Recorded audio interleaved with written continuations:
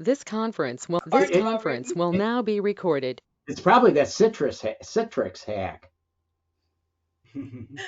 Well, welcome to our AnCan Blood Cancers virtual support group for January, the first of the 2024. That's so weird saying that, isn't it?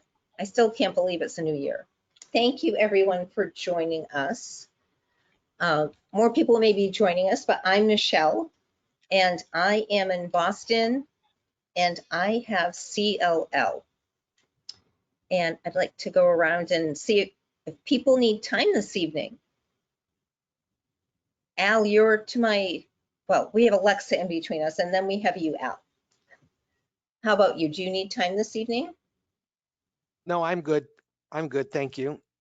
And maybe you can share for those watching via YouTube what type of blood cancer you have. Yes, I'm Al, and I'm down in Tucson, Arizona, and I was diagnosed in 2020 with PV, polycythemia vera. Okay. Lynn? Yes, I'm Lynn in Texas, where it's 44 degrees, and I was diagnosed with small lymphocytic lymphoma in 2013.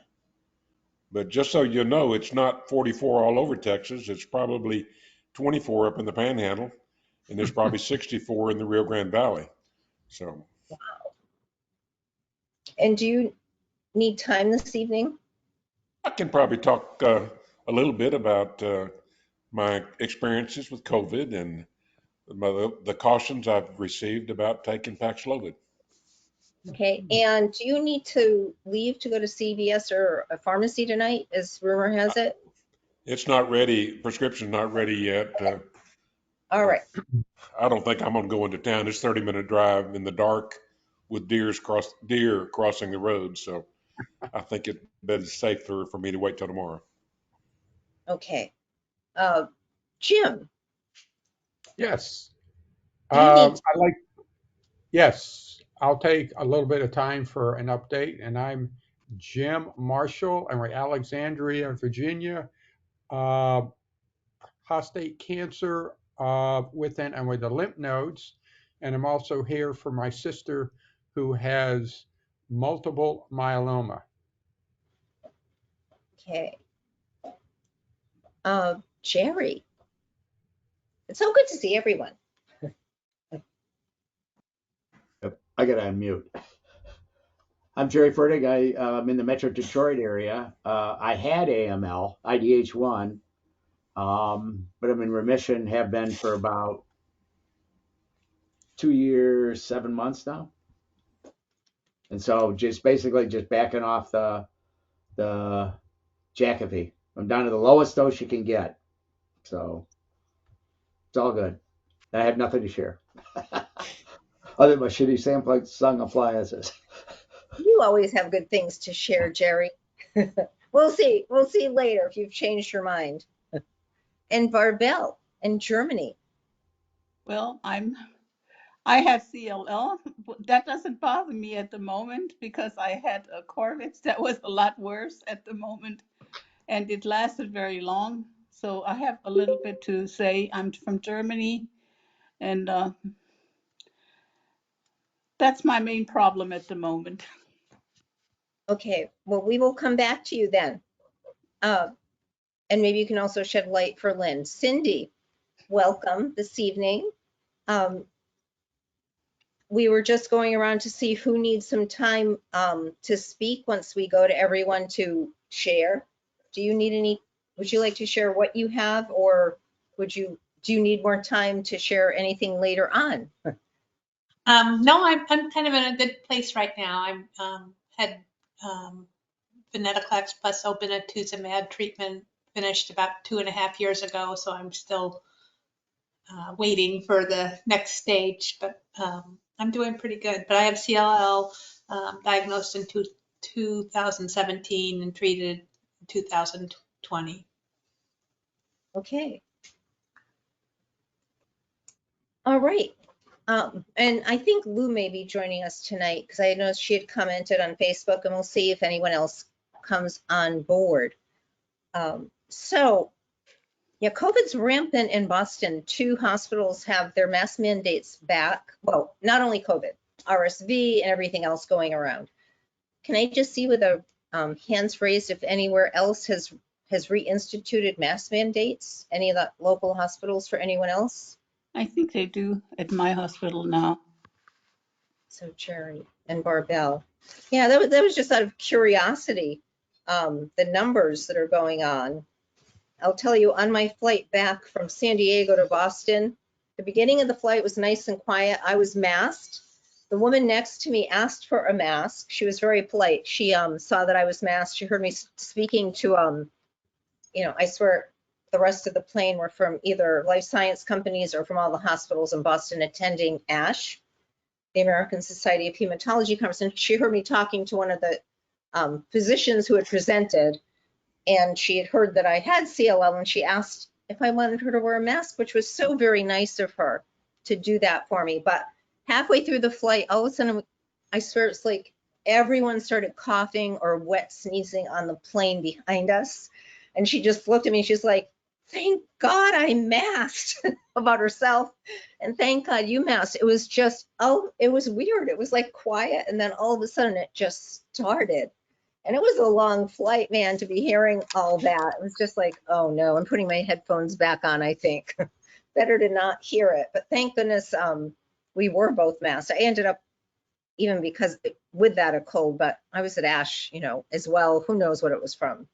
But so I would love to hear, Lynn, in case you fade, because with COVID, you never know, would love for you to share about that and anything else, how you're doing otherwise, and also if you have to go off any drugs that you're on for your paxlovid.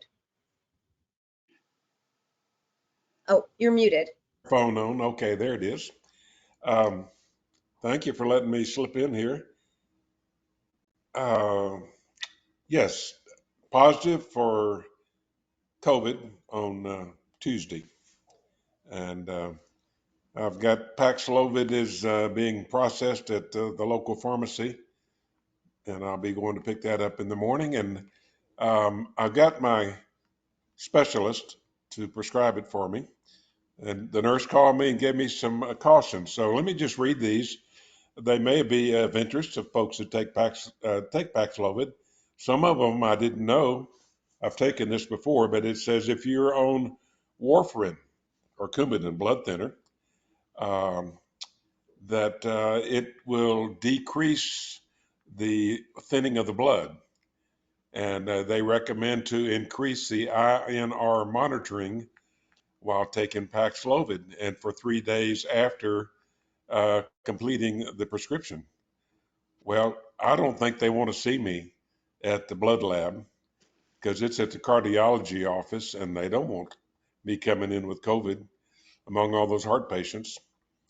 But anyway, a year ago when I had to take Paxlovid, I didn't know anything about this, but I'm going to barge on, go ahead with that. I'm going to keep taking the blood thinner because I need the blood to be thin because of my propensity to form blood clots in the legs.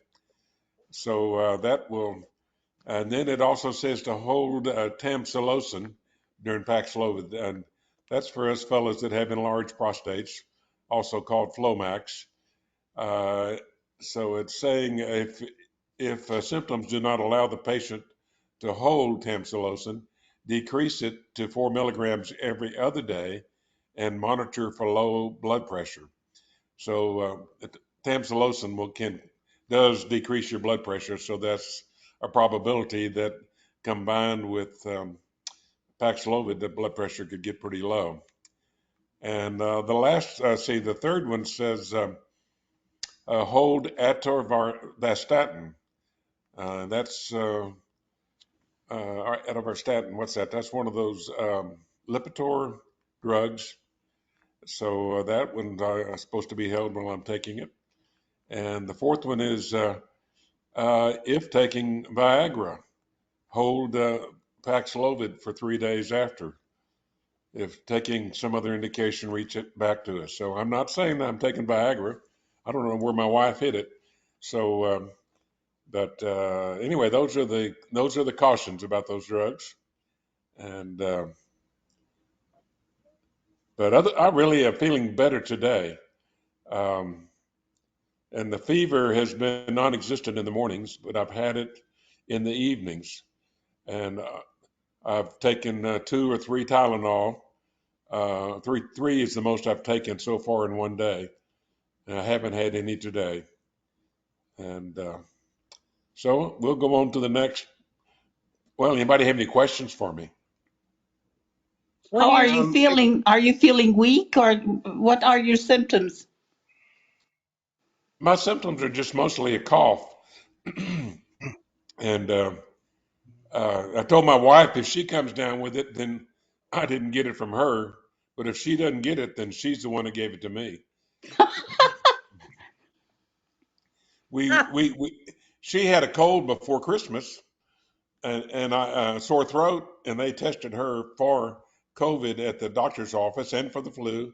She was negative, and gave her an antibiotic, and and I came down with a cold at the same time, and my cough lingered through Christmas, and we went and spent Christmas with the daughter and the grandkids and son-in-law, and everything went fine. We got back here and found out that the grandkids were sick. So did I have it? Didn't know it. Take it to them. I wasn't running fever, feeling bad. So other just on a cough like allergy, drainage, sinus drainage. And we have a lot of junipers out here that are causing what they call cedar fever, I think, in Texas. So Michelle, you had it also, didn't you? 6 weeks. What were your symptoms? Oh, they progressed. I think I got through all of them eventually. I don't know if that's how it was for you, Barbell. Yep. And sounds like you're progressing, but it seems every time I took a course of paxlovid. Now, for me, it was extra bad because I had just finished 6 months of obinutuzumab. I was 1 month out from that. So that's probably why mine was so bad. But whatever you do, Lynn,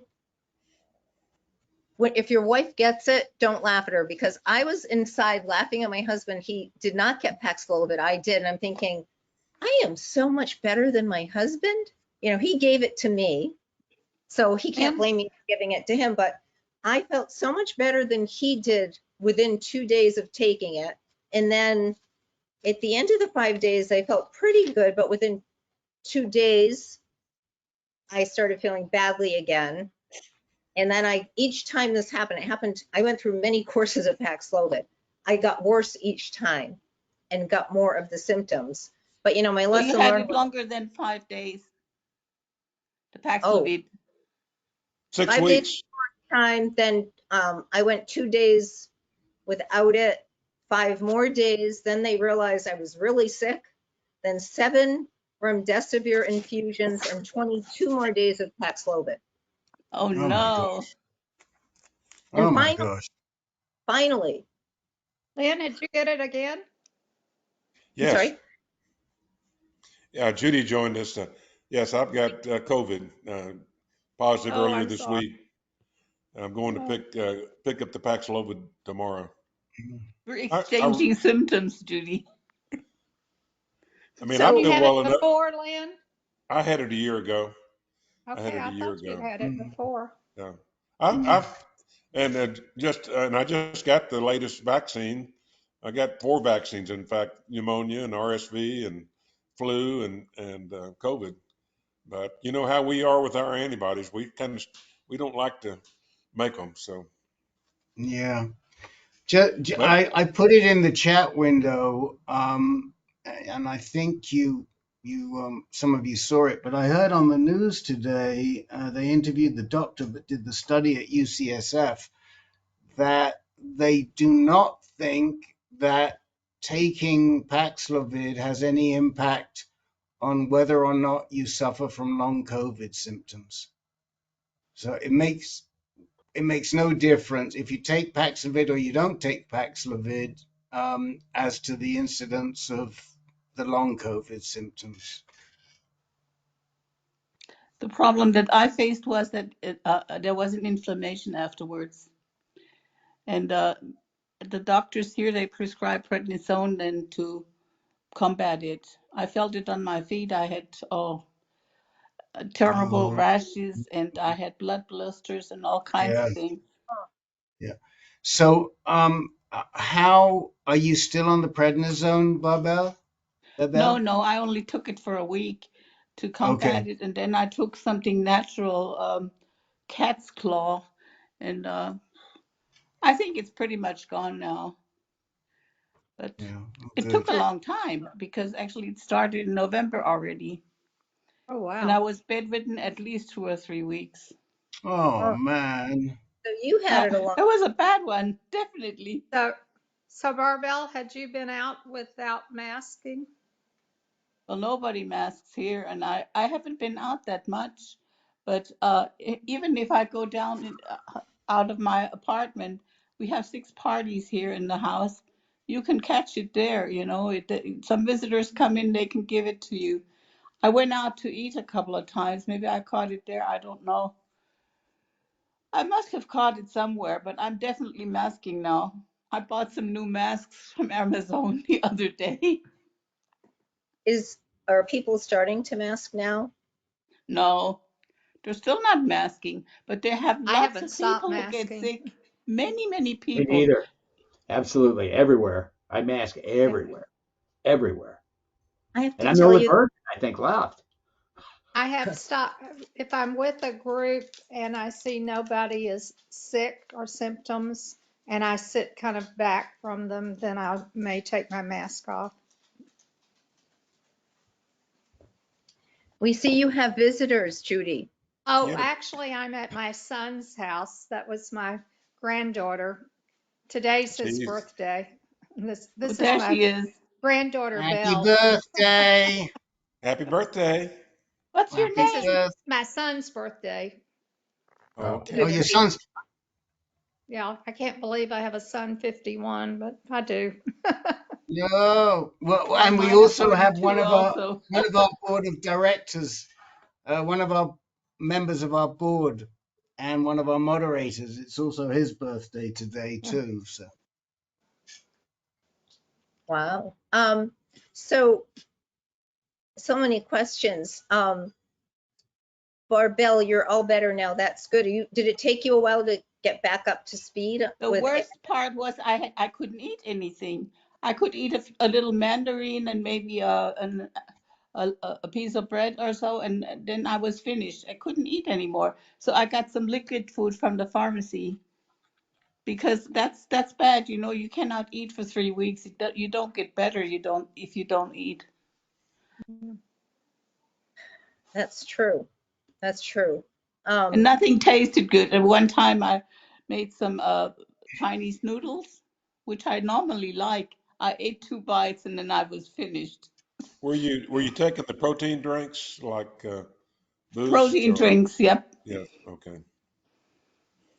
Lynn, So so you're still I'm just going to sign out and say goodbye to you all. I want to thank anybody who has made a donation. I know some of the people on here have, and we thank you very much. It was our end of year fundraiser, and we're still accepting, but we really appreciate it. We only do that once a year, but thank you for those who made donations.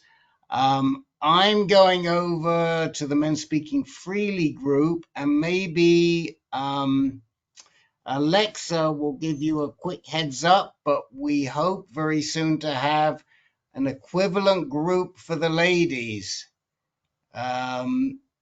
So that's what we hope. You And mean women don't Alexa, speak freely? Women always what's speak. that? Women always speak freely. Men don't. Well, Gerry, it's funny you say that because Miss Alexa says she thinks she's going to have to. She doesn't want to call it women speaking freely. But she Right. said to me, women always speak freely. So Alexa's coming up with another name. I won't see you in that group, but we hope that you'll be there, and we hope we'll have it up and running within the next 30 to 60 days. And if it's anything like the Men Speaking Freely group, I think you'll enjoy it a lot. I don't Miss know, Rick. Alexa. Maybe if you come in with a wig and change your name to Rachel Davis for the day, we might let you slide in. Mrs. Doubtfire Davis. Mrs. Doubtfire Ricky, Davis. I like Ricky, that. I like Ricky, that. gender neutral. All right, guys. Men Speaking Water. I like it. Did you see? Did you see Lynn's suggestion? I will tell you one quick thing, and WSW. maybe Alexa will share a little bit. But we made Alexa an honorary man a couple of weeks ago for our last Men Speaking Freely, because she wanted to see what we got, how the meeting went, and maybe she'll share with you. But I think Alexa was quite impressed with Yes, that they meeting, did vote me in for the night. just for the night. Yes. All right, guys, I'll speak to you all very soon. Michelle, I hope to see you very soon. Goodbye. Bye. Bye. So we're back. That was very nice. Oh, so Judy, so that I know while we're going around, do you need some time tonight to share what's new with you? And we'll come back to you. Yeah, probably just a little bit. Okay. All right. I see Lynn with his thermometer. I'm not. This is the time we should all be asking him questions, right? Like what the dentist does. Well, I hope That's you what my don't. wife does. The minute I put my thermometer in my mouth, my wife says, "What are you doing? Why are you checking your temperature? What's going on? What are we going to have for supper? Are you hurting somewhere?" My temperature actually went up to 102.9 with COVID. Oh, And I never had Wow. temperature. And I was just like, oh yeah, I guess I'm sick. I get a headache when I get that kind of temperature. So, okay. Where were we? Al, you said you didn't need time. I'm looking around. Jim, you needed time. How Oh, are you doing? yes. Oh, I'm doing good. Anyway, I am stage 4 prostate cancer, under treatment for 5 years, and then I decided to take a treatment holiday. And it's been going on for a year and a half now, which is really interesting. Okay, and the testosterone finally cranked up above 200.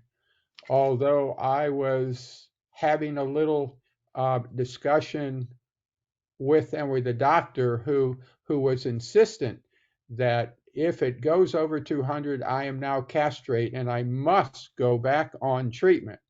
And I'm going, well, and where the PSA is still less than 0.01. In other words, it isn't there. And so but you are castrate. And I kept saying, yeah, but, and so we go back and forth. And so I finally had to say, look, I'm not going to go back on till it gets up to 0.2. And she said, oh, okay. So the doctors at times are not up to all the speed that I hear from the groups within AnCan, which is fantastic to hear all of the other stories of how the guys are getting treated. So anyway, so that's good, except in this thing, unfortunately, I think the heart has taken a beating in this. So I have a stress test next week because I told the doc, look, climbing stairs is not one thing I can do easily anymore. So they're interested in the heart issues. And I've also got it's not Agent Orange too in there. So, and also old age. So all that stuff is, I mean, otherwise I feel good if I don't have to climb stairs. So that's great. Aren't you riding a bicycle still? Yes, I still am out on the bicycle. The bicycle doesn't seem to cause the out of breath condition. Of course, I don't ride hard. I'm out just cruising out to see the squirrels and the hawks and the people out strolling with their dogs. Alexandria here is a dog town. They even have a school where your dog can get a PhD. Yes, a PhD in supposedly obedience, and it's known all over the world. I mean, it is amazing. So that's good. I thought I saw a message from Lynn about something about. Yeah, Jim, I wanted to ask you about Yeah, you've got some lymph nodes involved, don't you? I wanted to hear about that. yes. I've got two I know of that were detected very early within the back. Okay, and the big ones I hear. And so I started on the treatment. And so eventually, at the time that it goes castration resistant, they will probably start up again. And so I'm curious as to what that's going to do to me. And so probably the next step at the time I mutate, okay, out of a thing called castration sensitive, where they need my testosterone to grow. They figure out they are sneaky little devils, and they figure out how to produce it on their own. They don't need me anymore. And so at that time, it'll probably be, I believe, chemo. And then there are some other drugs after that. But so far, exercise wise, I do it essentially on a bicycle because of the knees. Okay, the knees and the hips have seen a lot of mileage in the military and in sports and all kinds of things. So anyway, I am out essentially every day almost, essentially on the bicycle, and I volunteer too. Okay, at a thrift store, at a military thrift shop. So I'm up anyway on my feet there. So I stay active. I have to. So, Jim, the lymph nodes, has radiation been an option to treat Well, those? at this point, they aren't to the point because at the time I started the uh, treatment, I was medically castrated. So I had no testosterone in the body. Um, I had it suppressed out of the testicles, and the small amount that comes out of the adrenal glands. So they have shrunk back down. And so eventually, yes, at the time they start to swell, okay, on their own, uh, it is an option to start to zap them depending upon where they are. So that'll be an interesting adventure, I know, but I'm not there yet, thank heavens. Yeah, I bring that up because radiation is almost never an option for patients with lymphoma because the lymphoma is widespread, unless they catch it very early and it's just Oh, in okay. in one location. So Yeah, So, only with me if it's in a few of the spots. Then they do a thing called, I believe, whack-a-mole. Okay, and they try to whack one here and they whack one there. But if you have like 8 or 10 or 12, then Mm-hmm. no, Well, no way. Jim, does multiple myeloma, is it genetic ever? Wait, multiple, My, not, what your sister has, yeah, multiple myeloma. Is that genetic? Is your doctor concerned or are you concerned that you'll have that? Because your sister wait, wait, does? wait. I don't have that. I have Your sister. the, Doesn't your sister have it? prostate. Yes, the sister That's has why, it. yeah. And my sister, at the last time I talked to her, she is doing exceedingly well. She is all of her tests, every blood test and everything else are good, and she's feeling good. So I'm not quite sure if she's on some meds now. I think she's on something, but I didn't catch that. So for her, she is doing good.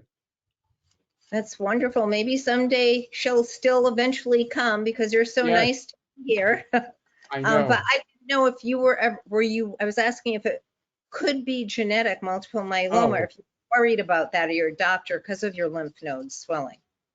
well, actually, with me, the thing that happened, anyway, I had the the germline test, and I didn't have mutations, except they did do a somatic test, okay, on the tissue of the thing, and I do have the ATM mutation, which is akin Mm-hmm. to a BRCA. It is, I think ATM happens to be the second most most common one. Okay, the BRCA2 is, I believe, the first one. ATM happens to be the second one. Okay, it's a DNA repair gene. So Yep. I have one, Yeah, but I that. asked her and she said no, he doesn't Oh, have any. so how So, many here show that in their work? I know I do. The ATM. Um, does anyone else have they? Well, you kind of have to look at your, when they give you, when they do your flow cytometry tests and your genetic markers, that's where you would see it. And it all, everywhere does them differently, and some will show you everything and what percentage or not that you have. And some places only show you, depending on where you go, what you do display. Yeah. So it really depends on how they show you how your tests come out, if you know you have it or not. But Jim, that's interesting. I did not know that about ATM. That's very, very interesting. That's on 11Q. But you have two of them. You have two alleles. So that's the question, if it's on both or not.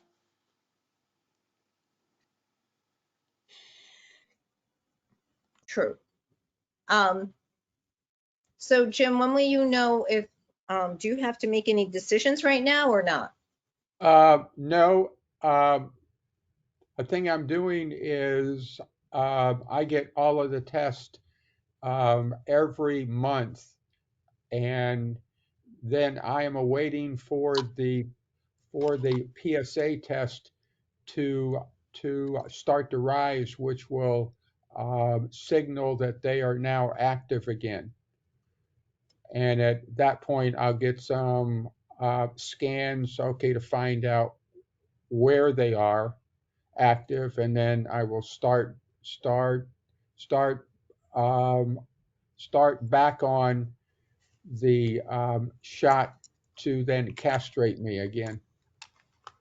I know it sounds terrible, but to be medically, Is it the Lupron shot? yes, the Lupron shot, the same shot that they give to little boys to turn them into little girls. That's what my husband had, Lupron shots. Yeah, Jim, and you mentioned the cardiology issue, and yeah, that's an issue that a lot of us with cancer drugs and so forth are concerned about too. A side effect of the targeted therapy side effect can be Right. AFib. In fact, there's recently a article on the CLL Society. I think Brian Kaufman there's saying that there's some scarring in the heart that they have noticed. So um, yeah, it's alarming for us. It's not just something else for us to be sure we see. I was impressed when I went to see my new doctor in Dallas that he also scheduled me to see a cardiologist, a pulmonologist, a benign hematologist. They want to cover all possible complications that we just. I'd never heard of the word comorbidity until I began being Right. treated for but we all are familiar with the word now.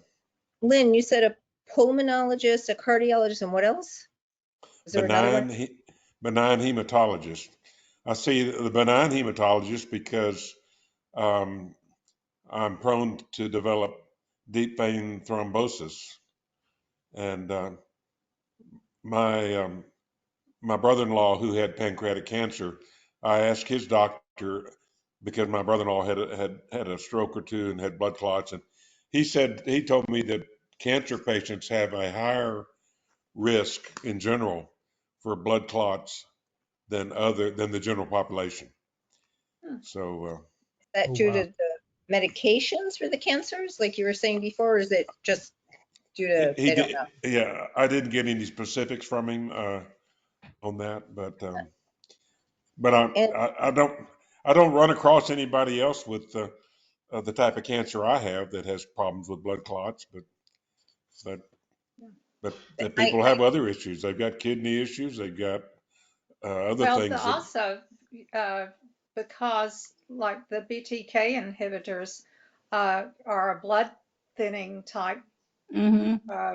medication. So, to develop blood clots would be kind of, I think, a different thing.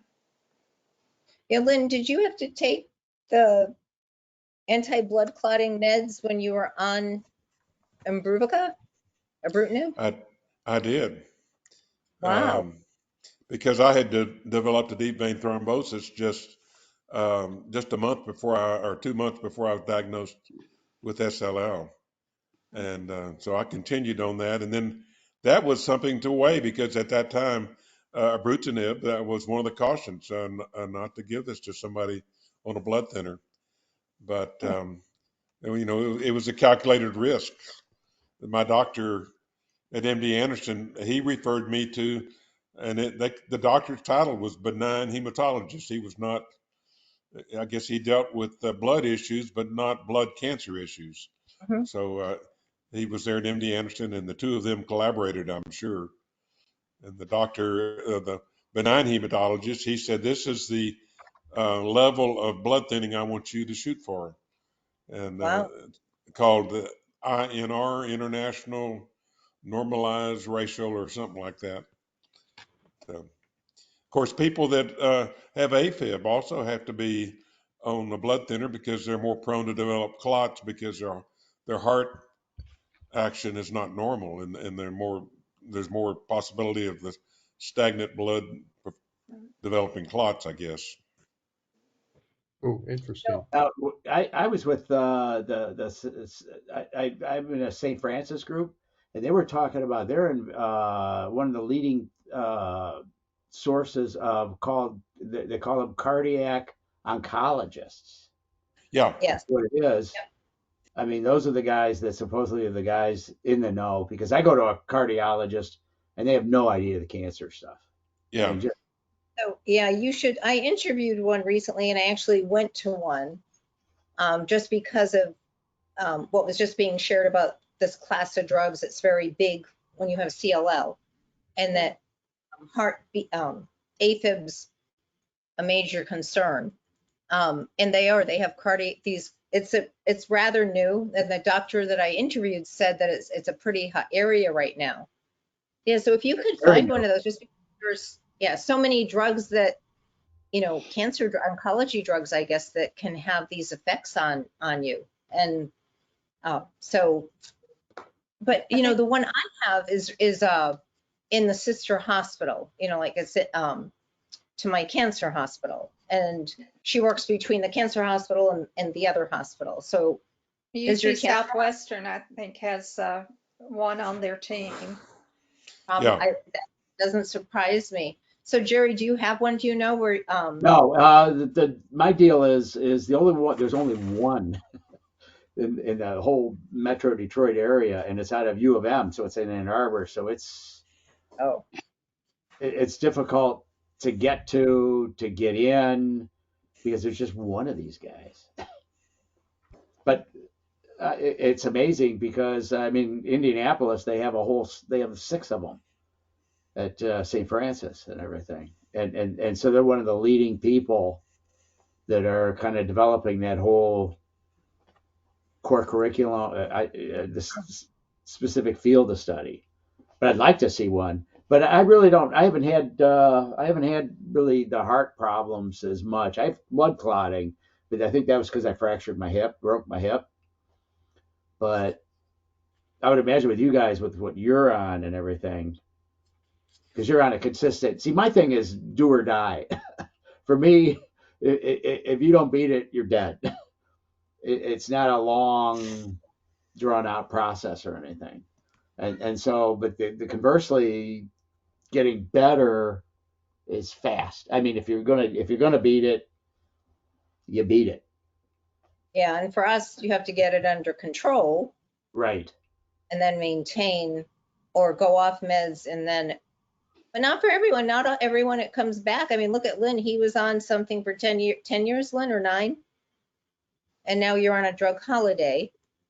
Hopefully, maybe you'll never have to go back on. They talked about that at ASH, by the way, about this, that there's an actual study that shows, you may have seen, I don't know if you saw any of my reports or anyone else's about that, about after 10 years, patients coming off of ibrutinib, being able to come off of it, which was a huge surprise, like something they didn't expect, which was wonderful.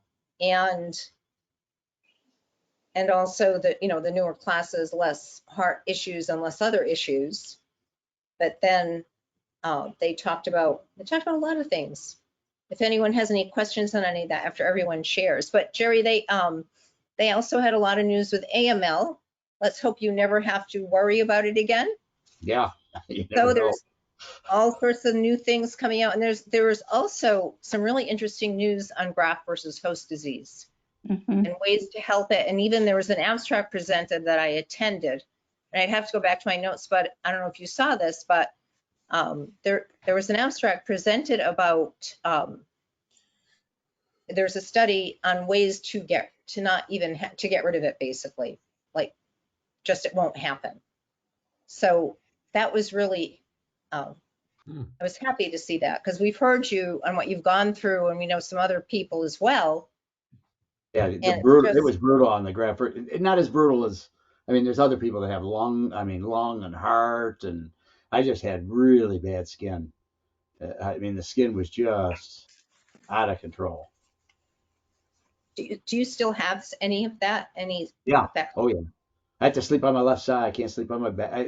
There's all kinds of stuff, but the Jakafi really toned it down because they couldn't control it with steroids.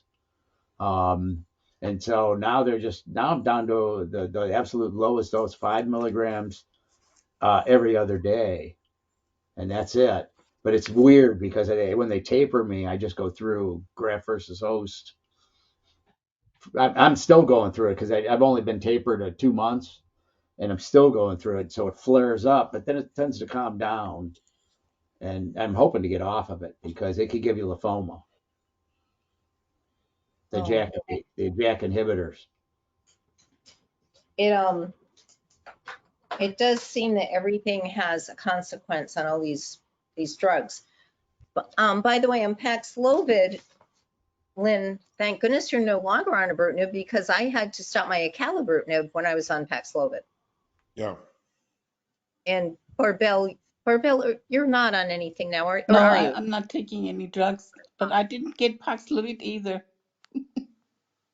Do they because give it in they don't Germany? prescribe it here that much. My GP doesn't prescribe it, and the lady at the health insurance, she said she only has one person who was prescribed paxlovid. So it's not very common here that people get it. And it really doesn't work that effectively anymore with the new variants and everything is the problem. Yeah, that's the problem. We have some Right. new variants coming It too. just mutates so fast and And everything that I think too, it's I difficult. think the symptoms you get depend on the strain you get and how much a viral load you get. So that's Right. why it's also different. It's not only the immune system. Yeah, and I was on the first wave of the one of the newer ones. That was back in September. So now, Do you know when which strain you had? they know it, I don't know it, but I'm in a study now, of course, in infectious disease control area of Yeah, Dana-Farber. but they don't tell you which one you got. They won't. Some studies they do tell you results in they didn't. I guess they were so intrigued by how long it took me, but that may be one of the things they're studying, as well as they continue to study me. So the good news is I'll be continually tested for everything. Well, they say it impairs the immune system additionally. And that's what Great. I'm really wondering now. That's great news, huh? Because we already have some immune We system. already are immune compromised. Well, Yeah, I Michelle, know. are you back 100%? Or are you not 100%? Took me 2 more weeks to get almost back to 100%. However, the cold I caught at ASH, I still have. And now I think it's turned into a sinus infection. So no, I Oh, guess that's also maybe I bad. had a month, maybe I had a good month there in between. But yeah, this lack of immunity. But the other thing is I enjoyed the holidays for once. I did mask with other people, but I have just been so isolated for so long. Mm, mm, I mm. felt, I 4 guess, years. yeah, exactly. I think Ash set me free. Did you get a neutrophil shot? Did you get Did the I? shot? You No, said they were that you they were going to, and they didn't. they didn't. Okay. I was not happy. And Oh, here's Lou is here. the thing. Hello, Lou. Sorry, I'm late. Oh, I knew you were coming. I told I everyone just, you were coming. time got away. I don't know what happened. Sorry. You're, it don't worry. That's right. You were a school teacher, right? Yes. You can be late for this class. It's okay. You're not going to write out a tardy slip. Detention. It's the start of the year. We'll let this one go by. Okay. I'm usually very prompt, but I somehow got doing exercises. I started PT today. So I was doing my exercises. That was my homework. And I got carried away with that. And then I realized it was past 7. Yeah, I did too. Well, welcome. Now, Judy, I know that you needed some time. Well, I can't remember when I was here last, whether because I was out 2 or 3 months. I don't know how many of you know. My husband had advanced pancreatic cancer and passed away in September. And Oh, Sorry. so I'm that sorry. I think that's why Dr. Awan kind of held off, because I was having to take care of him, of me doing any kind of treatment. I see him next Tuesday because I have had quite a bit of swelling in my neck of lymph nodes and tending to go down with platelets a little bit, although they're not in any kind of critical part right now, or my hemoglobin's down some. He's talking about a couple of 3 different clinical trials. One of them, I guess it was in the 1st of December, we talked about doing the one that Brian Kaufman is on, but he's not sure that I'll even qualify for that since I had the Richters before. So we're kind of looking. I will imagine that something will happen when I see him next Tuesday. I don't know what the timeline will be or what for sure. How are your how are your lymphocyte counts and your white blood counts? The lymphocytes are going up, although they're not out of the critical, out of the normal range, but they're high normal. White tends to do the same. Nothing has gone sky, out of proportion. Of course, I've had 2 rounds of chemo, one in 2015-16, and then my REPOC that I had in 2019-20. And so I've been 4 years, 3.5 without any kind of medication at all. So you've had a drug holiday, as we say. Yeah. Yeah, I had the chemo, and we tried to do the calibrutinib after that, but my neutrophils stayed so low that he pulled me from that. So. I remember that. Actually, I guess we've known each other online a long time. Online for a while. Yep. You only had 2 rounds of, was it FCR? No, I had REPOC. So that's from that. And I had 6 rounds of it. In the last 3 rounds, they also added venetoclax. So I had venetoclax with that, and the venetoclax is what really shot my neutrophils down. On 1 round, they went to 0, and I had neutropenia fever between every round. So I was in the hospital between that and the neutropenia fever and having the, what did I have for my brain? I can't remember what they take for rheumatoid arthritis. I can't remember it right now. I had it twice in the hospital for that. So I was in the hospital 15 times in 8 months. Wow. So, but I've done fairly well for the last 3.5 years. I said, God put me in remission to take care of my husband who developed Parkinson's, and then from that the pancreatic cancer. So If I go to the hospital, I usually stay a couple of weeks. Well, so I would be in the hospital with the REPOC for 5 days straight. I would be home about 2 to 3 days, and I would go back to the hospital with the neutropenia fever. What is REPOC? Is that a common thing? Yeah, it's a combination. It's kind of like the other one, except it has a couple of other things in it. The R is the rituximab, and then the what's the other one? That's the EPOC. Well, the EPOC, I'm not sure what all of them are. Is it erythromycin? Erythromycin, maybe, for the E? What's the one that everybody had before that you mentioned, Michelle? I can't even think of. FCR? Except I don't know where that, maybe in the C? Yeah, it's chlorambucil, I think. Kind of in that. Fludarabine and rituximab. I don't know that one of them was very, very potent. I would get one of them is steroid.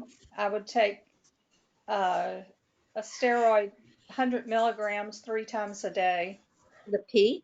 Prednisone? Prednisone, yeah.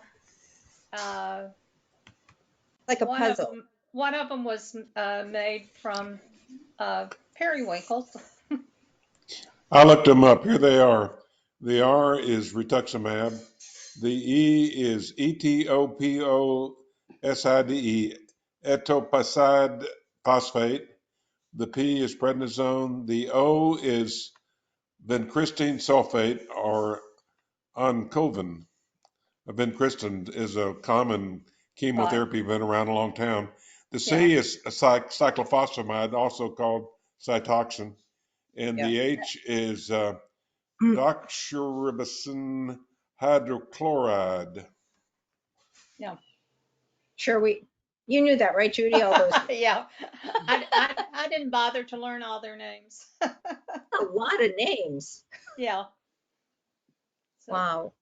but Well, I would be in the hospital 5 days, and I would have that 24 hours a day, the first 4 days, and then the last day was a short bag that I would have, and it was probably the most toxic one of all of them.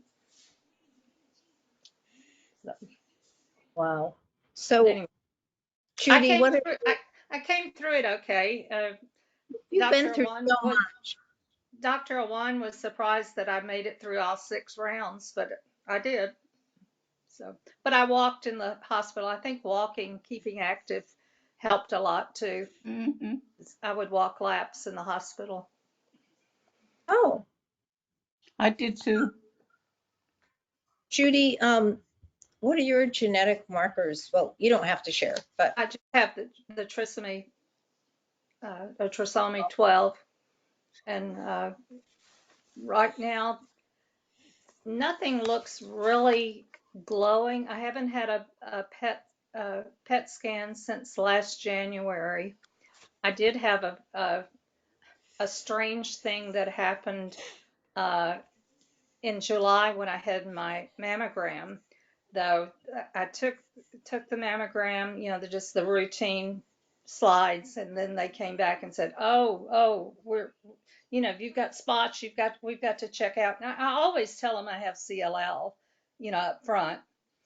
And so they brought me back again and must have done 20 more slides, pictures, and they still were not happy. So then they decided that they'd give me an ultrasound. And luckily, the head of the ultrasound department was there. And I said, if you really want to see, I said, I have CLL, but I did have a PET scan 6 months ago if you want to kind of compare. And so with comparing the ultrasound with the PET scan, he concluded that all of the spots and things were due to the CLL, not any kind of breast cancer. But it took me 3 or 4 hours of testing. And I did wow. have on the 28th, I had an upper and lower GI, because the reason I had the REPOC is because I had Richter's. I had the large B cell lymphoma in my colon, and I had half my colon removed prior to the chemo.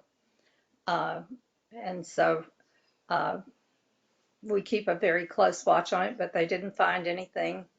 I just have to have a colonoscopy every year, but to keep a count on it. But better to keep abreast on it than to something to come up ahead. So, but I haven't had any. Supposedly, I'm free of any of the Richters or the lymphoma, the large B cell. So. And for those not familiar with CLL, the Richter's transformation is it's not a common, but it's not No, it's rare not. either. I guess 5% or something like that get Yeah. the Richter's transformation, and it's a very difficult to control. And Which is I why I mean, had in your case, there was some good news though, wasn't there? That it was with the transformation, the type it was good news. Yeah, it was not there. There are 2 types of the large Yep. B cell. Mine was the non-Hodgkin's, and they were able to get it under control with that REPOC, which was heavy metal stuff, but it worked. Judy, had you had any CLL treatment yet before the Yes, Richter? I had in 2015 and 16, I had BR. Okay. I had six rounds of BR prior to that. And that would be bendamustine. Bendamustine, rituximab. Yeah. Mhm. Which is generally reserved for older CLL patients because it's not as toxic as Well, SVR?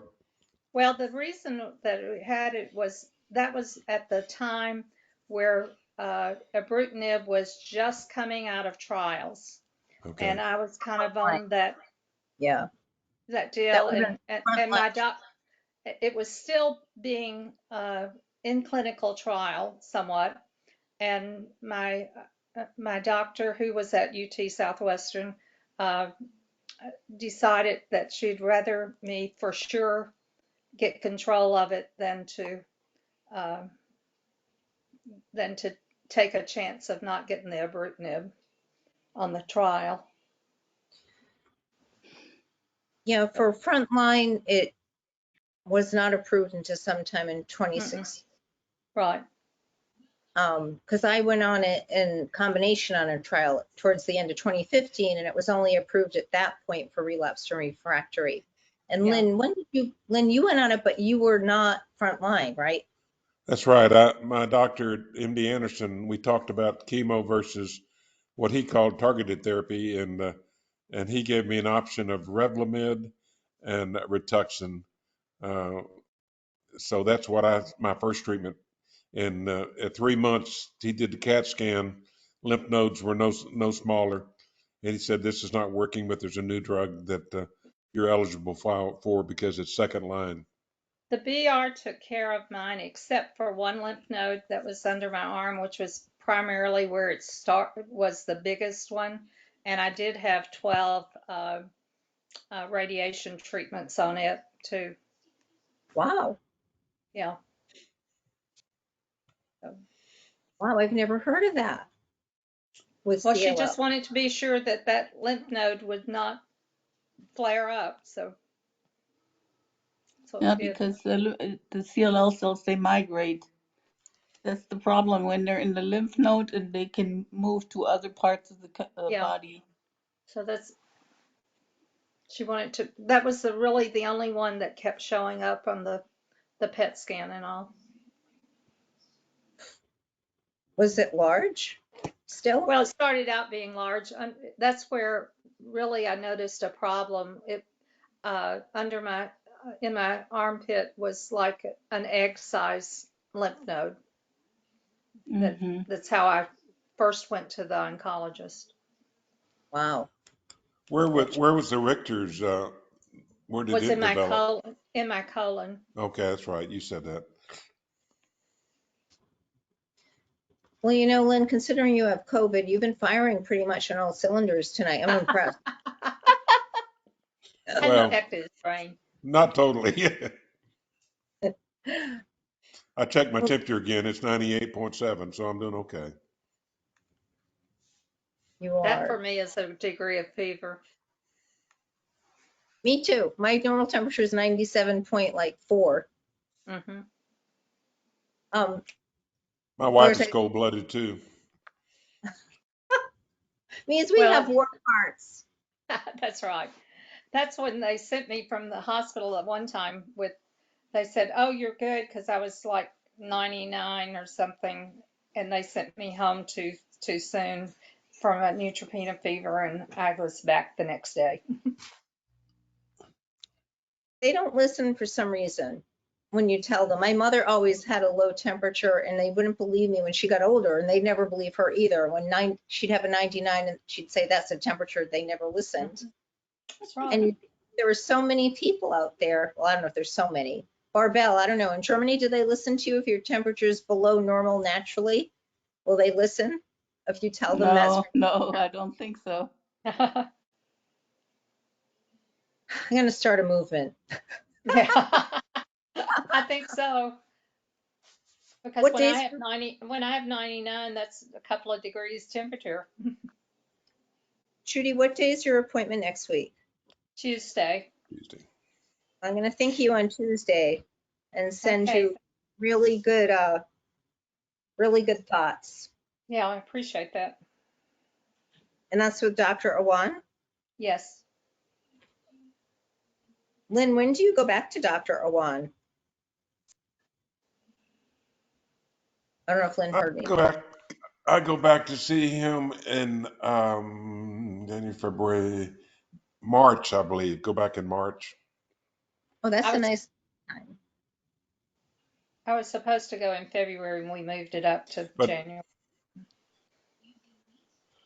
I did send him my latest CBC, went back at the end of November, and he Oh, was very happy with that. But of course, I'm an SLL patient. My blood work always looks good. so if you're, Lynn, did your SLL ever, it did because it's SLL, have lymph node involvement? Because you have SLL, right? Did your lymph nodes ever get Yeah, swollen? it was in. Yeah, they were internal lymph nodes, but they were definitely showed up on X-rays and CAT scans. I've always had a little small spot right here, and I've shown it to my doctor at MD Anderson and also to Dr. Awan, and they never get very excited about it. It just a small soft spot there, and he said that may be something to do with your carotid artery or something. He just kind of blows it off. One day I had a lump come up underneath my chin, and so I went to see my doctor in town, my primary care, and so the nurse practitioner saw me, and he said, "Oh, that's that." And I said, "We're trying to go on vacation. Can't you just give me some antibiotics?" And of course, I was worried, like we would all be. Can't you just give me some antibiotics? And he said, "Okay, I'll give you so many days of antibiotics." And we were back in a week, and within 3 days, starting the antibiotics, then it was completely gone. So, but if I hadn't been going out of town, I would have said I want to go see my doctor at MD Anderson. I don't want to. I wouldn't have wanted to stay in town to get a CAT scan. I would have said I'm calling MD Anderson and going down there for a CAT scan. Oh, That's been about 3-4 years ago. Turned out to be nothing. One time I had another spot down there, felt like a pea or a little like a black-eyed pea size. I think it was an insect bite or something. It went away, it, but things worry us. those lymph nodes can be scary. Cindy, do you have any lymph node involvement? I did about a year after I was diagnosed. I had some in my side of my throat, and then when they did a CT scan, I had a lot of internal ones. That was one of my triggers of treatment, besides low platelets and spleen. But they're all gone within a week or two after I started treatment. That's What amazing. treatment are you doing? And I chose not to have a CT scan after treatment. I didn't see any point in that. And I haven't had one since. She hasn't asked for one. So I assume everything's okay. But when I did, right before treatment, I had a lot of shortness of breath, like things were pressing on. So I haven't had that at all. So I'm hoping. What kind of treatment did you have? Venetoclax and obinutuzumab. Okay, that's what I had too. That's a very popular combination, Judy, Mm-hmm. Mhm. but it seems a lot, or venetoclax in some, Oh, yeah. something. Has Dr. Awan mentioned degraders to you? The what? BTK degraders, that's a new class of medication. There, he They're doesn't in want me on venetoclax. That's like his last deal because of my problem with neutrophils. He does or doesn't? I'm sorry. He does or not. Does Yes, so not. this would not be, so the BTK degraders are the next, there's BTK covalent inhibitor, there's the covalents, the non-covalents, that'd be pirtobrutinib, Yeah. the new, and now there are degraders. Yeah, but they're only in trials. Well, there were 5 trials that he listed down, and one of them, of course, one of them is CAR-T. One of them is the one Brian is on. That's the bite. One I think is zanubrutinib. What's it called? The That's zanubrutinib. Brukinsa. It's another name now. Zanubrutinib. Oh, It the was just zanubrutinib. that. Okay. Yep. Yeah. And then the other one I think is the probrutinib. Clifford. It's the one that starts with a P. Pirtobrutinib. Pirtobrutinib Yeah, That's Pirtobrutinib. It's also an has another oncovalent. name now, Jpira. Pirtobrutinib's approved though, as is zanubrutinib. So are they in Right. combination with other things, or those are just options, you mean? those are just options and whatever the trial that he wanted me to try. So he listed about 5 things, and like I said, of course the CAR T is on the back burner. Hopefully we don't have to do that. I talked to Brian Kaufman about his trial. Just he and I had a conference together of that, and he was saying, of course, he hasn't, know all of my history, but he was saying he didn't know whether that to go on the trial he's on without trying some of the BTK and the other things first. So I don't know. We'll just have to CAR see. T, I attended a session on that and why it hasn't worked for CLL yet. For all, I mean, it has obviously for some that don't have the more complicated, I'm trying to say it in the right way, genetic markers. However, they're saying that they're missing, it's like they're missing targeting something, and that's why. Yeah. Right. Well, And it's probably T-cell exhaustion. it is. That is pretty It is, bad yeah. sometimes. And Yeah. the Well, and T-cells are necessary. exactly. And in our disease exhausts our T cells anyway. They're not. And my T cell count is low. There, what does it say? It says on the thing, all mature T cells. So it's like, Well, they have to be able to manufacture them. If they are bad, they cannot make them. so. Well, one person I've wondered about on the CAR T is Deborah Sims down in Australia. She had a CAR T about or after Brian did, and she was updating in a blog, but I haven't seen anything from her in a good while. You didn't happen to see her there at ASH, did you, Michelle? Deborah Sims. No, we missed she's a each journalist other. in Australia. Yeah, we No, missed she's in each Australia. other. It's 2 ASHs in a row, but it's because we're both going kind of crazy in our own schedules. Yeah, I would have liked to have met her, and I looked for her in the press room, but never found her.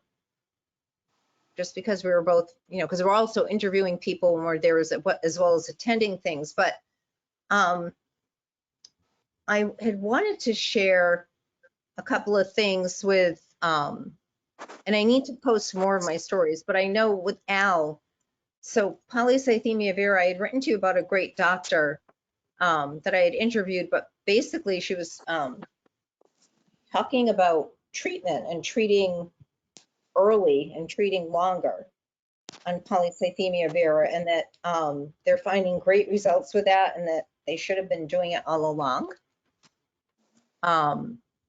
which not everyone was doing. It wasn't standard practice. And she speaks more on exactly more of some of what the treatments are.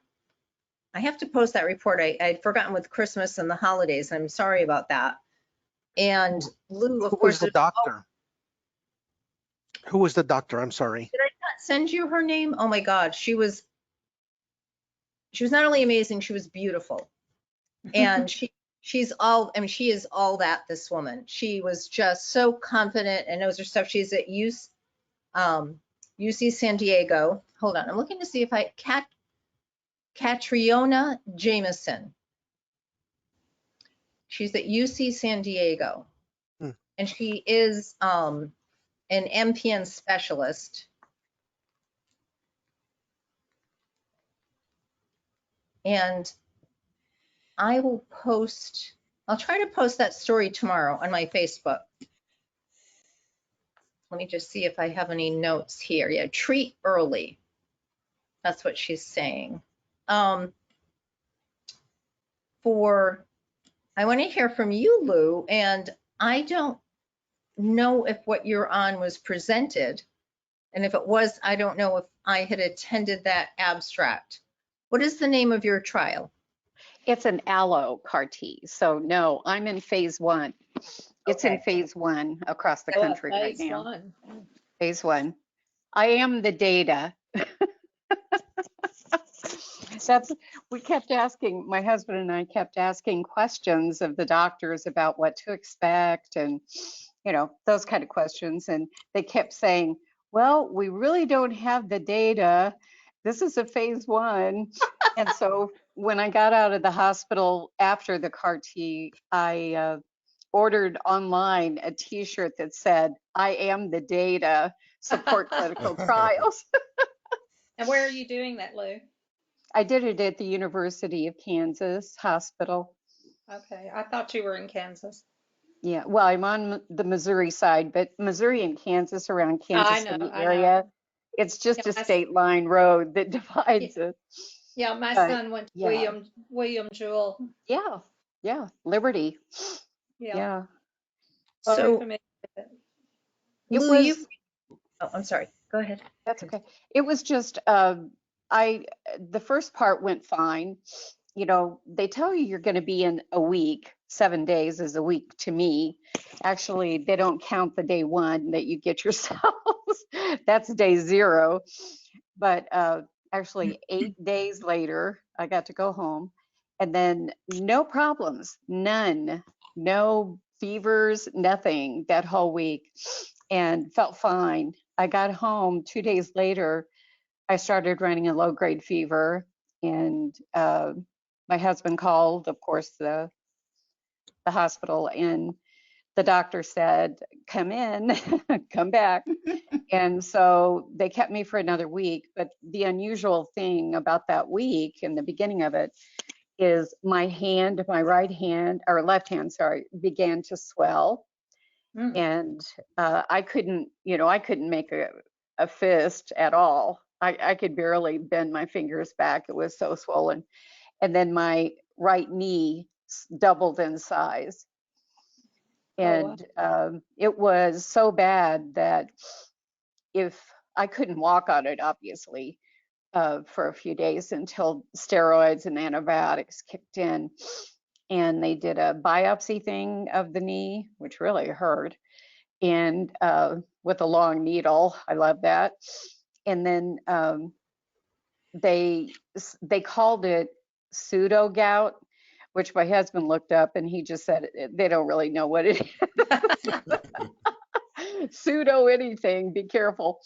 But we talked to Dr. Shanae, who is the coordinator for the trial at KU. She thought it was or connected to some kind of side effect from the drugs that you get before the cell, infusion. And then when we saw Dr. Abdallah, who's my regular myeloma specialist, he disagreed. He said, no, I think it's the CAR T cells.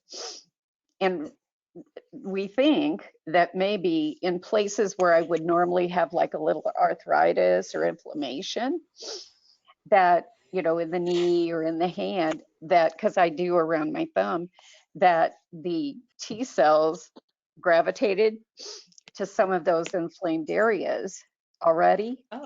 And it just made it worse. Sense. And yeah, and so I was using a walker. I couldn't walk the first few days, but then I started using a walker in the hospital room. That's the only way I could get around, and no pressure on the leg.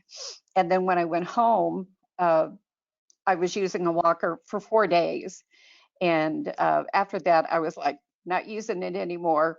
And so I've been getting around pretty well and driving. They let me drive again. And I went to PT for the first time today, and she evaluated me and the strength of my leg. I would say my leg is probably about 80 to 85% what it was.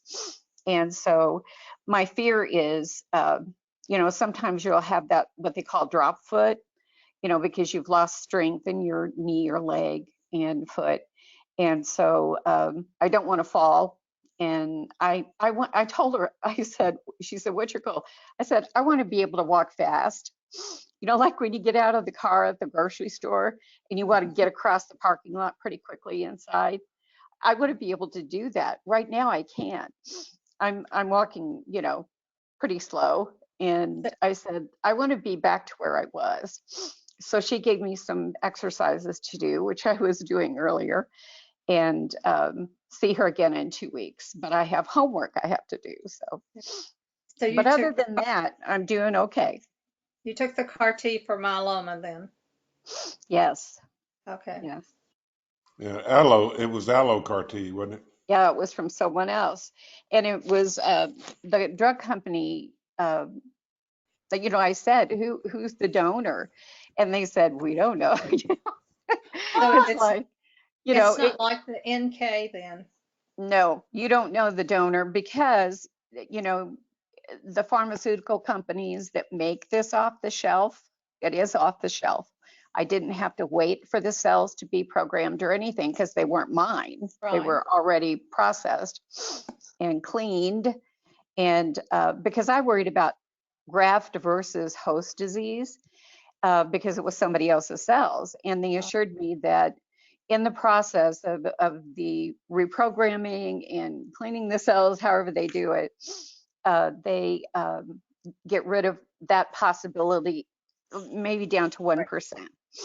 Oh, wow. And Yeah, that's one of the new benefits of that type of CAR T that they were speaking about at ASH is yeah, it helps prevent, Gerry, that's one of the things, the graft versus host disease for transplants. so It's it's okay. lab I'm getting stronger. design. Yeah. I haven't heard a lot about the NK CAR T. We heard about that for a while, and I haven't heard anything lately about that. I know, because that was 2 or 3 ASHs ago, they were talking about the CAR NK, which, yeah, Well, I in the didn't see meantime, it. they have bispecifics now. Taking it Well, from the blood cord from babies. versus on the allo, it's from males, right? Mostly it's males, right? The allo, because that's universal donors, males, for when it comes to that. But yeah, the NK, I haven't heard much on that, but I did, you know what? I didn't look for it. Let me see if I can find anything. Now I'm curious. And what were you saying? It sounded so, you know, promising when they were talking about it. That was the off the shelf, right? What they were saying? Yeah, they used it from the cord blood is how they gathered it. Well, you know, you were talking about bispecifics, Barbell. Yeah, they're talking about that. They have been approved, some of them for multiple myeloma. Now, they've been talking about them for CLL, but for multiple myeloma, they were talking about quad therapy. And I don't know if, have you, Lou, on any of the trials you've been on quad therapy? Not quad. Are you talking about with bispecifics? This would Or be, just hold on, I'll tell you for what drugs in general? there are specific ones that they Okay. were talking about. When I was on teclistamab, which is a bispecific, That's a bispecific. I did that a year and a half ago, and the only thing I had with that, I think, was this dexamethasone, but And nothing else. This is daratumumab plus bortezomib, lenalidomide, and dexamethasone all together. Yeah. But that would be, this is for frontline, hold on. Yes, this would be for frontline. So basically to Wow. get it from all angles, first time out. Wow, that's pretty strong. Yeah, they were seeing very good results, which was, that was one of the late breaking things, as well as, let's see.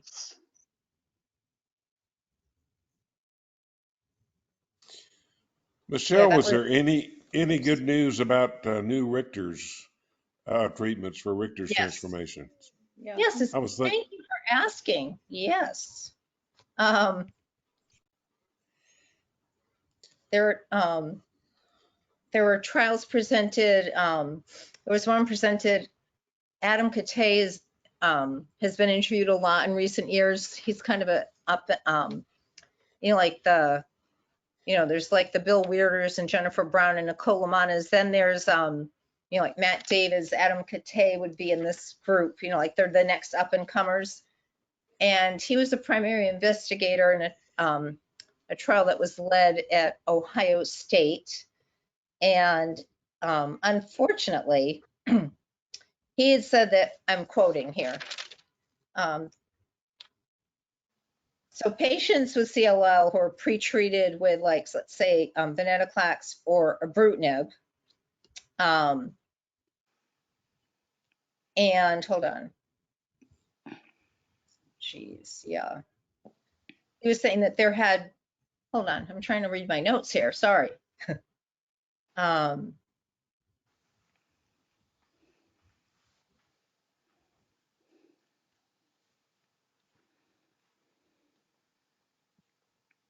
Wait a minute.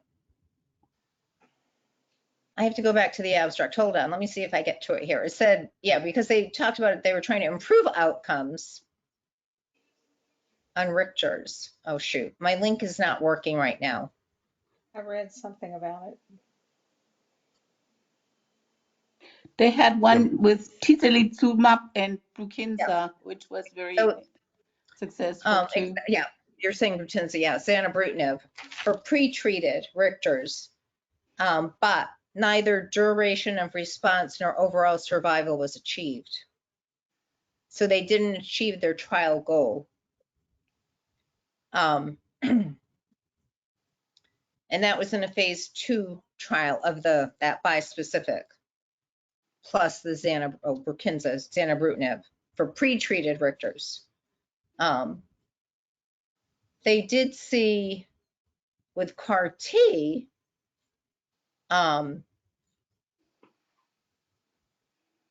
with Richter's, they saw some overall survival. Let's see, I don't have enough on that one to talk about here. Patients with CLL pre-treated with a BCL2 and BTKI, yeah. Yeah, the outcomes on some of this were not great on Richter's, but there was one. Yeah, I read something somewhere that sounded pretty encouraging, and I think I posted it on Blood Cancer I think you sent me Uncensored. something of that. Okay, Yeah. okay, Judy. Did I'll you look find? for it. I'll look for it and send it to Michelle too. Okay. Yeah, that would be good because there was one good, and I'd have to look back at my notes, which I don't have all of them right here. Those were just my a few little things I jotted down on my notes on my phone, but my full notes would be in a different document. So, but there were promising results from some studies. Yeah, it was interesting. Early treatment, by the way, for CLL, they studied that because a lot of people want to know, why can't I be treated immediately? So for CLL and SLL patients, the study showed it is not suggested still, because patients who went on treatment immediately, they had side effects from the treatments.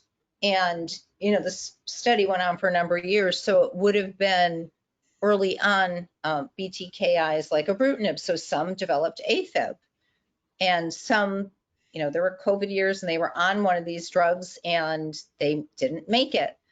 And also they would still need treatment again, just like we were all told before, right? A relapse. Let's say they were treated successfully, they'd relapse, and that may have been the time when they would have needed treatment. When you think of treatment traditionally, time to treatment. So that trial did show early treatment for all patients is not beneficial for CLL and SLL. And to use up your choices too quickly. Exactly. I think they have to make a difference between mutated and unmutated, because I felt so bad from the beginning. I think for me, it would have been better to treat earlier. There are some who have indolent disease, which probably can go and watch and wait. But if you have really bad symptoms, it's better to have treatment, because your life quality is minimal. You cannot walk up the stairs. Your energy lacks. You feel bad 24/7. So, Barbell, I'm glad you brought that up because a big theme across the different blood cancer specialists that I spoke with, quality of life of patients was big this year. They're finally looking for patient-reported outcomes. They're finally doctors, and this was with MPNs, Al, as well as some of the CLL, multiple myeloma, in addition to quantity of life, meaning how many years we live. They're looking finally at quality of life and at all the things that patients, Barbell, to what you were saying, feeling miserable, maybe It fatigued, was can't really get out of bad. their. It was really bad both times. But I think it's because a virus got reactivated, which is not always the case. Like EBV or varicella zoster virus. I think that had to do with it because with the COVID, I felt the same way.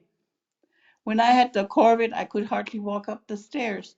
So it was very similar, but my blood is still good. So that's what I think, that I had an involvement with a reactivated virus. And that's why I felt so bad. But of course, this doesn't happen to everybody. Well, this year I did not get to interview any of the German study group, which I wish I had, to hear their opinions on some of these things, right? And what they're looking at. But a lot of these other investigators across the different blood cancers, I was delighted to hear them talking about quality of life and about how they should treat the fatigue. They shouldn't ignore it.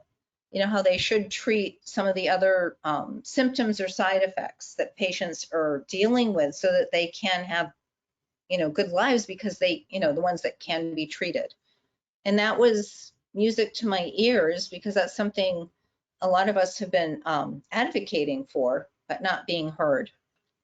But anyway, Cindy, thank you so much for being here. Is there anything else you wanted to comment on before you leave? No, that was all very interesting. But I hope I didn't see all your reports on Facebook. I'll have to go back and look for them. They're on your Is that where they regular. are? Where is all the ASH stuff? Yeah, It's I've only so seen a couple of them. yeah. so a lot. I'll just get them all out. I've been waiting for Patient Power to post them, but Oh, I have a lot of them to post, so I'm just going to start posting. okay, that'd be great. So there are a few places, Gerry, where you can find them. So Cindy, I'll definitely post those. I posted one CLL program, and I have four or five more on CLL, SLL. On multiple myeloma, I have 3 or 4 as well, Lou, maybe 4. And on AML, Gerry, I did not cover that this year. They had reporters that wrote about AML this year. And, Gerry, if I can find those, I'll post those as well. Even though they're not mine, I'll just give credit to the reporters. But where you can find it, I'm just trying to think The of only the thing I've different really seen is places. like 3. The big deal is what I was on. I did, but I didn't. We just were swinging it because we didn't. There was no options, and that was like taking the IDH1 inhibitor and full bore chemo, and then stem cell chemo, and then stem cell transplant was the thing. And everything I've kind of read was just kind of that now, because CAR T doesn't really work because they can't identify a protein to attack in mine. It doesn't have a marker on it really that CAR T can work with. And so CAR T was kind of thrown out, and it was basically now these new class of inhibitors combined with stuff. Because I remember the doctors that came back Time for you and I to go to said, well, bed. should I continue on with this inhibitor? And they Time said, for you yes, to go to bed. just continue on through the whole thing. And that suppressed it so much because the problem is that the cells go into hiding and they go down, and even though you're unreadable or you're untraceable, they still hide. And so the inhibitors kind of gave it a good knockout punch. because it never had a chance to grow.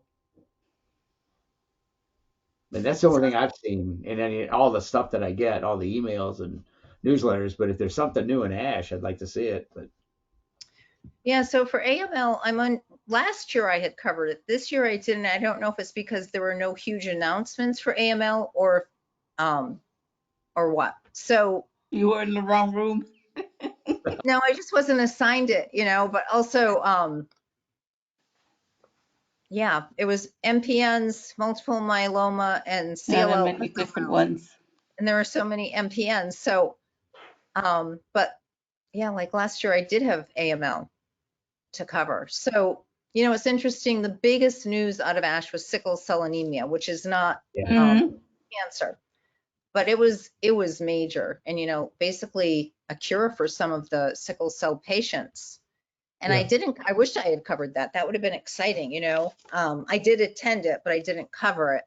But that was amazing to see that. And that gave me hope for all of us that if, if they I can, think this is hereditary anyway.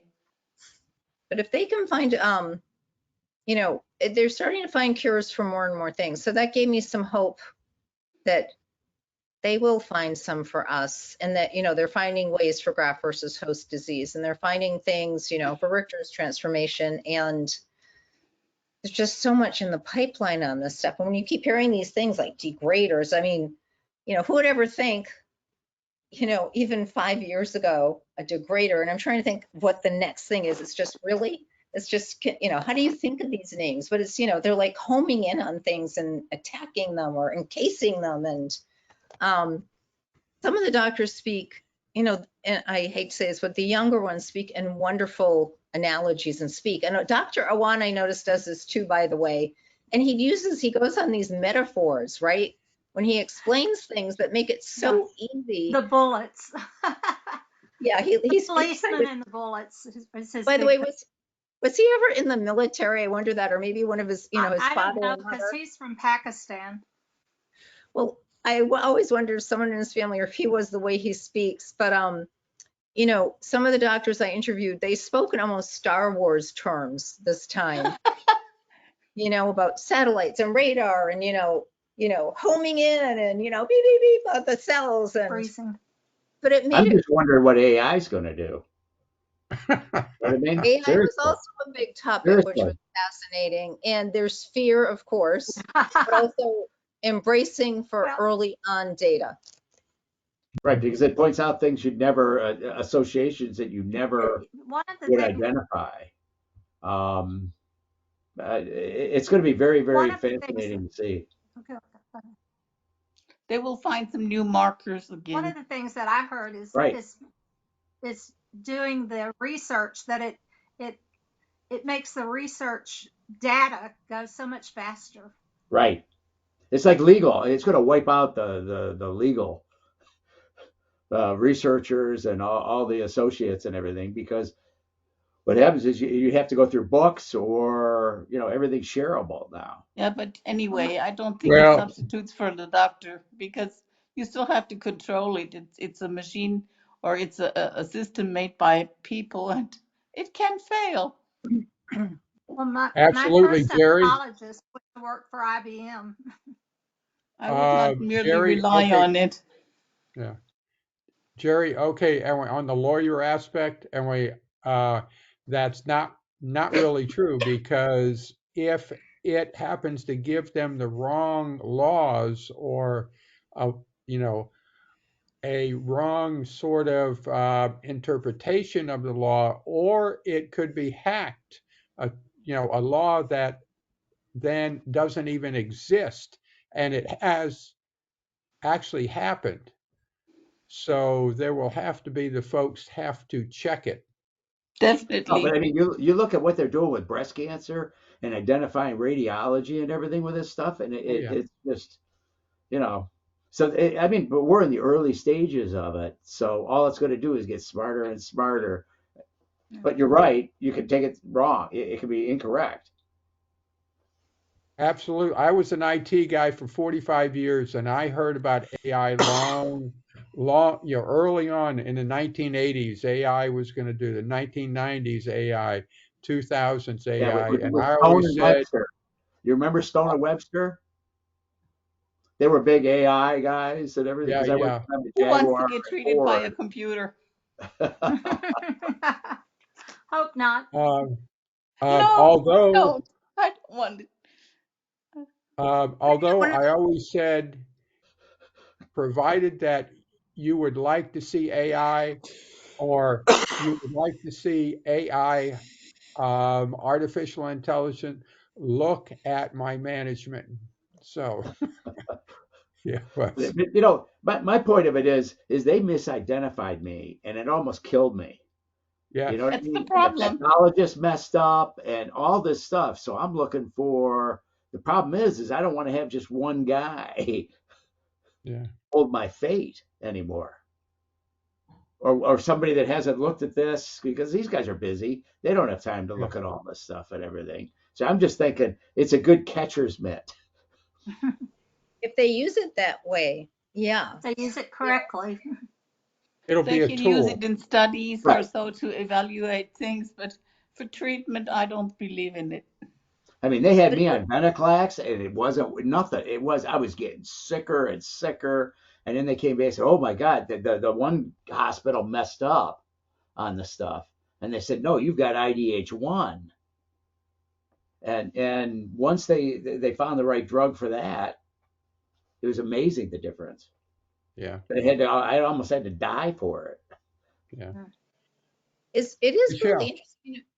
I was just going to say, would people be interested if AnCan did some kind of webinar with people who came in and talked about it? Because I just find it's like we're at the beginning of this and we're all seeing this. It's just, I don't know. I don't want to be like an old fuddy-dud about it. I'm open to it, but I'm beginning to part of me is thinking like my parents, I used to hear them say, I don't want to be replaced by, a computer. And I'm like, I want to be replaced by by AI.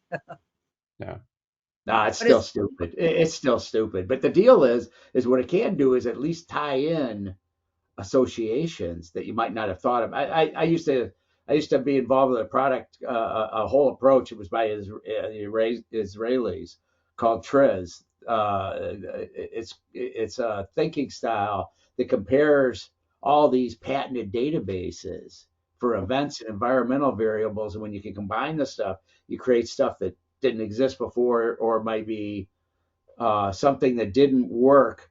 You got rust all the time. Well, you look at places that want rust all the time, and it has all these environmental variables. But I'm just saying, I've seen a lot of stuff. If I'm I excited. look at my video, I see already that it's not working. So You know, Gerry, this is something simple. what you're talking about reminds me of when I was first diagnosed in 2020. So I'm being treated at Mayo, which is nearly 2 hours away north of Tucson. And I was getting my lab work done here every other week. I did lab work every other week for nearly 2 years. Well, the first year I was diagnosed about in March when I had a bone marrow biopsy. Already in September, my lab work was getting sent up there. Somewhere along the line, about the end of July and August, they quit getting it. I was unaware of it. Meanwhile, I'm being over medicated, and I'm telling my wife, I don't feel good. I said, something's wrong. So we were sending messages in the portal to the Mayo Clinic up 2 hours away. It was, I think, a Tuesday. She called us back at about 4:45 and said, you need to go to the emergency room ASAP. Quit taking the medication. Get up there as soon as you can. And I didn't know what was going on. So I gave the phone to my wife and I said, here, find out what's going on. And I went and got my bag and I started throwing clothes in there and I said, let's go. And we went to the hospital, and by this time we were already in lockdown. She couldn't even go in. She dropped me off at the emergency door. I went in there, told them what was Right. going on. I was in and I had to have 3 transfusions. I was in there for 3 days. And it's just one of those things that my labs did not get up there. And so after that, I ended up Every time I went and did lab work, I would go in my portal here in Tucson and send it up to them every time I did lab work. Yeah, because the cross stuff, I mean, they had to do photophoresis on me to save me Yes. when I went into emergency room during COVID and everything, and you got all these lines of people and everything, and it was because somebody screwed up. Yep. Well, and that was such a stressful time for all the medical people too. They were overloaded too at But that this was time. pathology. They still are. This was pathology. I Well, mean, pathology was overloaded at that point. It wasn't just the doctors, the pathology, because they were doing pathology on all those patients that were coming in. So basically, Ellie, you were your own AI. Yeah. But, after I came out of there, and again, thanks to this group, it's what we practice. You have to be your own best advocate. So if I Oh, wasn't yes. out looking for myself and started sending all my results to them, who knows? right. If they don't have the results, they can't treat you right. That's right. What is that saying about the squeaky wheel, the something and the squeaky Yeah. wheel? Yeah. The squeak Oh, yeah. wheels asking for oil. Yeah. But yeah, again, it's just one of those things. You have to just look out for yourself. And here I was being treated at one of the best hospitals in the nation. It was the Mayo Clinic. But what happened though is that somewhere along the line, like when I got back with my doctor, because I was supposed to have a virtual Zoom appointment during the time I was at the hospital here in Tucson, and I get a call in there and she goes, you're up in 15 minutes. And I said, well, that's not going to happen. I said, I'm in the hospital. Well, she was just the woman who does the appointments or whatever, setting me up. So I said, we're going to need to reschedule. And like I told Rick, I said, I'm ready to drop them. I said, I think I'm going to have to. And Rick convinced me. He goes, no, he says, not everyone gets into Mayo. He says, you got in. He says, you stick it out with them. And then I even talked to my primary care doctor and told him what happened. And he sort of just giggled and he says, he says, we're all human. We all make mistakes. But my doctor from Mayo explained it to me is because of COVID, they had changed the way they done things. And she says, this is a prime example of what's going on. She says, I'm going to raise a red flag in our next meeting and tell them we either go back to the way we were or change the way what we're doing now. Because somewhere along the line, my lab work fell through the cracks and they weren't getting them. Good night. Wow. That's really disheartening to hear. It really is. I find that too, because when I had COVID, I had the same issue. Nobody wanted to come. Everybody they wanted to help, and nobody shows up because they're all afraid of COVID. You feel like you have leprosy. They did. It's People sure got been good to see everybody. I'm going to drop off at the top of the hour. All right. Good Thank night. you for it's the reports. Thank you, Michelle, for the reports from ASH too. Those are all encouraging. I'll be posting more, and it's getting pretty late, so I think we should probably all think of signing off now too. And our next meeting, I think, is February 1st. We'll have a Valentine's Day meeting. How's that? Come with a Excuse me, little card. Michelle. Excuse me, Michelle. Yes, I've got Jen. one announcement to make. Okay. I have, the thing is, I have taken over the AnCan's veterans group. Oh, So if you know of veterans who need help, especially um, uh, Agent getting Orange. their forms, etc., dealing with the VA, we have expertise to help them. That's So, wonderful. right. You So it's know, interesting. I will, is there something on the AnCan site that I can share about that? Yes, it's on there, but it's not easy to find. They haven't really got us completely hooked into there. You want to But the email? thing is, we meet on the fourth Thursday of the month. Okay, in the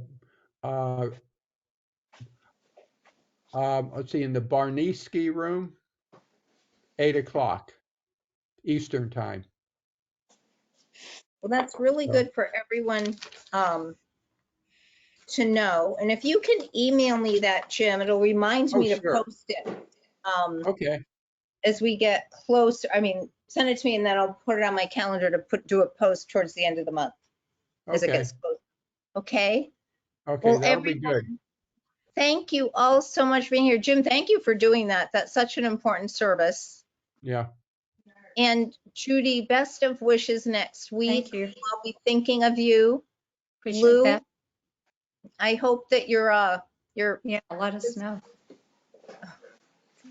I hope your physical therapy goes well, Lou, and that you continue to get better. It's miraculous how you keep reaching MRD quickly. I'm just, happy to have remission. Yeah, really. Mhm.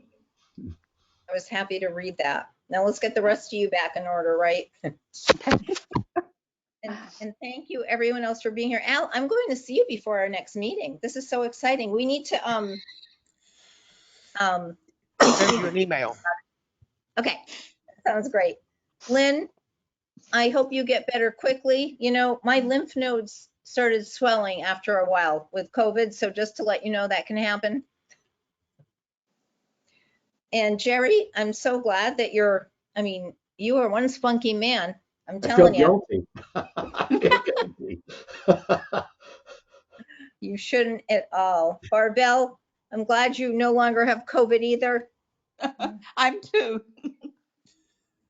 And keep checking for my reports from Ash. Okay. Take care, everyone. All right, thanks, guys. See you next Bye. month. Hugs Bye-bye. for everybody. See you next month. Bye.